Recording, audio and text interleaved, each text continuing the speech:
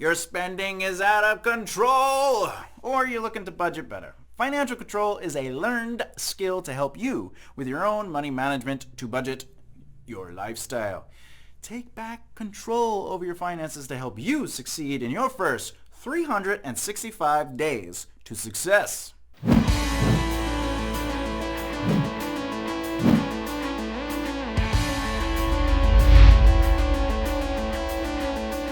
If you're new here, I'm Thomas J. Beleza, and welcome to our BBR Productions channel. If you want to learn the process to succeed in the entertainment industry, then hit the subscribe button. Hello. And remember, tap that bell icon to get the latest videos on bringing reality to your dreams. Money management has the potential to be stressful. Trust me, I know. It can lead to an overwhelming feeling of isolating control. Oh, trust me. But the truth is, money management is more than a skill. A skill without a habit to motivate action is a simple tool in the box.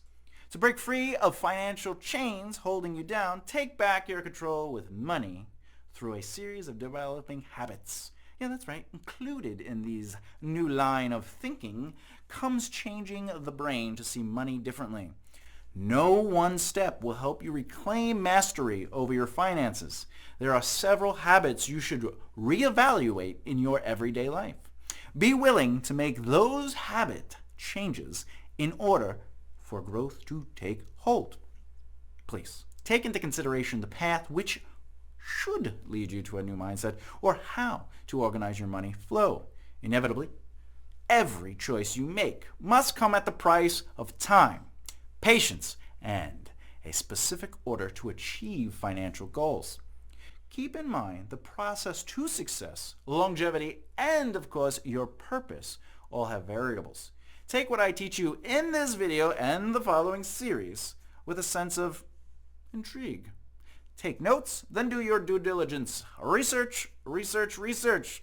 I want everyone to cheer next time when we say that together. Research, research, research. That's right, because we love breaking down a complicated process and simplifying it for you. This gives us a chance to show you what we have learned from other successful entertainers and their triangle life. How important is it to know your monthly average overhead? Let me know in the comments below. What you spend, how you spend it, and being able to sacrifice is the first couple of steps to being in charge again. When you know how much you spend and where it goes, you're in command of cash in a hand movement. That's right. Your hopeful goal is to stop the breach of money from your account. Set up a proverbial dam, if you will, to guide money toward paying off debt, organizing money to increase potential wealth growth, and, of course, you want to work towards having that very important emergency fund.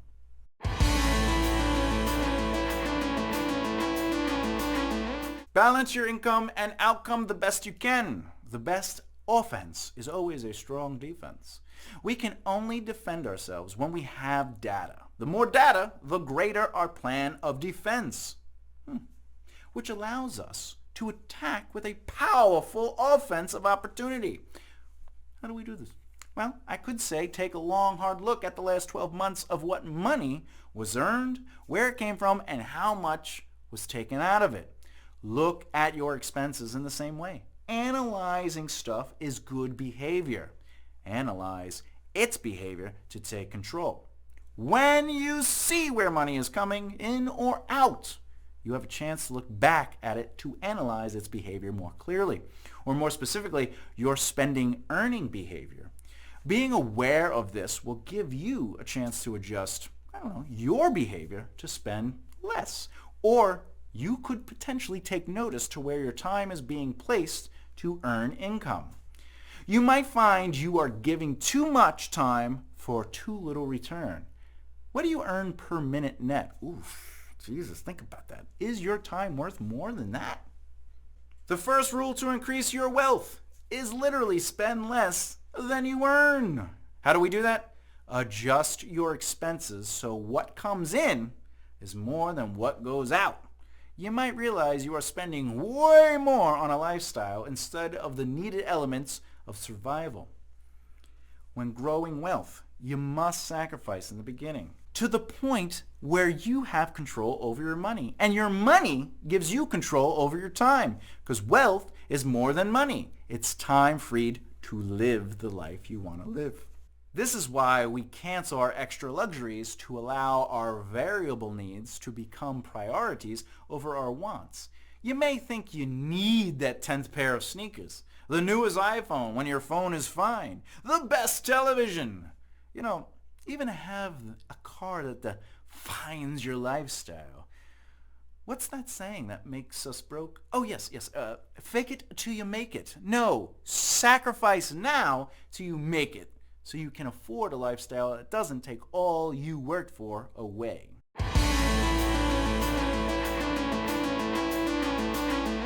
Debt is the killer of motivational opportunities. How do I know this? Well, think of it like this way. How can you afford to organize your money if a majority of that money in chunks is going to pay off your debt? We all can see on the bill that you're paying mostly interest instead of the principal. This means to focus your energy on chipping that debt away in an aggressive manner. No debt, no unneeded expenses, since assets should be affording you a life beyond the need of credit, debt, and lifestyle expenses. What do you owe in debt? Most likely school, credit cards, and potentially a mortgage, even maybe possibly a car payment. Whatever your debt is compiled of, organize those debts in order from smallest to largest. That's right. Your plan is to pay off the smallest debt, I'm sure you've heard this a million times, to the largest debt. This is where the advice can seem overwhelming, though. You might need to get a second job. But Thomas, I want free time, not more work time. Yeah, I get that. Me too. But you have to sacrifice now to be rewarded later. This second job, or even a third job, will go towards doubling, even tripling the minimum payment of the smallest debt to pay it off. I would even make 2 payments a month. One at the beginning of the month so the payment attacks the principal, and then pay the second payment after the bill is posted on the account. This is all too easy if you just keep to the habit of maintaining the consistency of doing it, because that second payment will hit with the interest, but the first one will cover the principal. Once you pay off the smallest debt, take what you paid toward the smallest debt and add it to the next highest debt bill. A credit card might be $50 to $100 minimum payment. If you were paying $300 towards that bill to get it down quickly, well, now take that $300 and add it to your next bill. That's right. Is this possible? Yes. You put extra hours in to buy that thing you wanted, to pay for a wedding, to pay for a big vacation, but extra hours into taking back control? Pfft, forget that.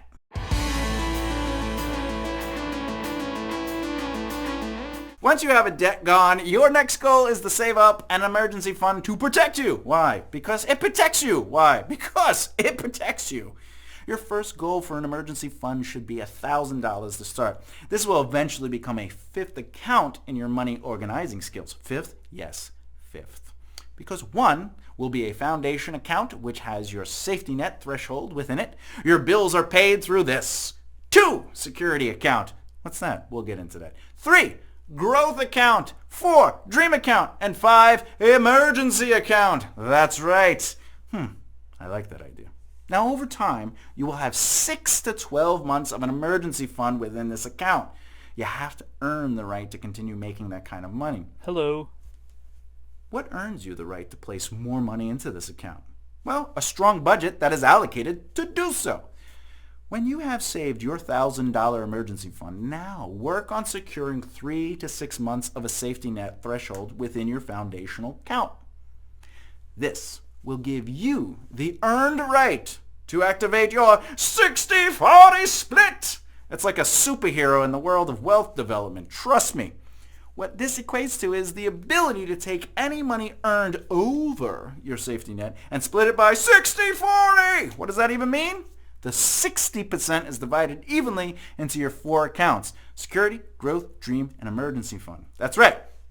We evenly bring up the value of our defense when it comes to organizing money. Well, what do you do with that 40%? Well, that 40% goes back into your foundation account to maintain its growth. The process takes your emergency fund to another level when these accounts are used wisely. Your foundation account affords you your average monthly overhead bills. It pays for your life. The security account protects you when and where if all your money vanishes or you need to start over.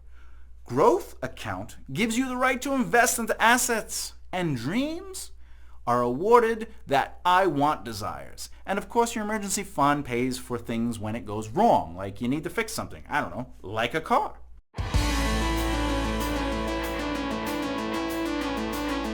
Starting could energize your efforts. Potentially. The hardest part to doing anything is starting. Do it little at a time. Work on what you can to learn even in the beginning. Those beginning steps are vital to creating the habit of consistency. When you feel comfortable building those habits, add another step or so.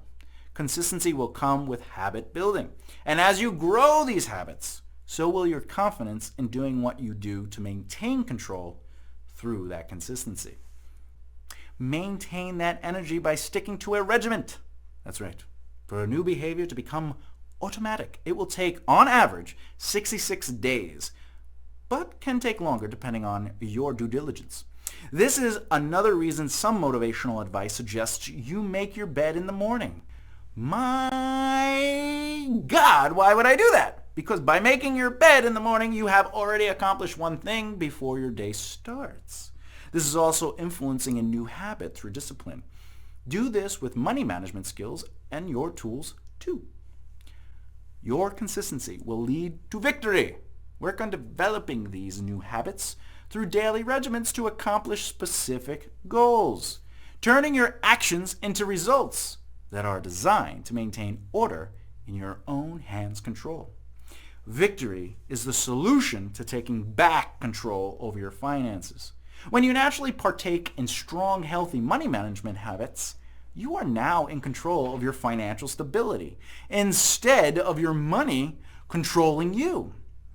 It will lead to a positive habit building only if you take it seriously. I'll say that again. It will lead to positive habit building only if you take it seriously. We make excuses to do the things we love, but sometimes the things we hate help elevate our ability to freely say yes to time to do what it is we love. We must learn to understand, take back control, and develop methods to achieve our goals with things we hate. These methods will lead to positive habit building if you make excuses to put time and effort into growing these skills and tools. Too many people spend money they haven't earned to buy things they don't want to impress people they don't like. Will Rogers. Who is truly in control of your money in and out? Believe it or not, you are. That's right. Take responsibility of choices. The hardest part about money management is changing the brain. We live with a want versus needs mentality. At times, we see our wants as needs. We need a car, but you want the nice one. We need food, but you want to eat at a fancy restaurant. Money management begins with your choices. Sacrifice your wants to afford your needs. What stands in the way of financial freedom are excuses. What? An individual willingness to be aware of their money in and out is a strong foundation setting habit. When we make excuses to spend money we don't have for things we really want, we end up breaking the number one rule to wealth growth. Spend less than you save. The value of our control to money in and out will always be worth more than the things we accumulate. When the time presents itself, and it will, you will be able to adjust an average monthly overhead. Hard work will pay off in the end. No, let's call it the beginning. Earn the right to increase your overhead when your numbers make sense to do so. I wait till I have more than 18 months covered in my foundation account. I'll drop that foundation account down from 18 months to now, say, covered 9 months. Divide your foundation account by 9, that's your new average monthly overhead. And eventually, once that average monthly overhead hits 18 months, then you can do it again. Where bad spending habits fail you, money management can refocus those habits. Habit developments are key to changing the brain. We talk about that all the time. Change the brain.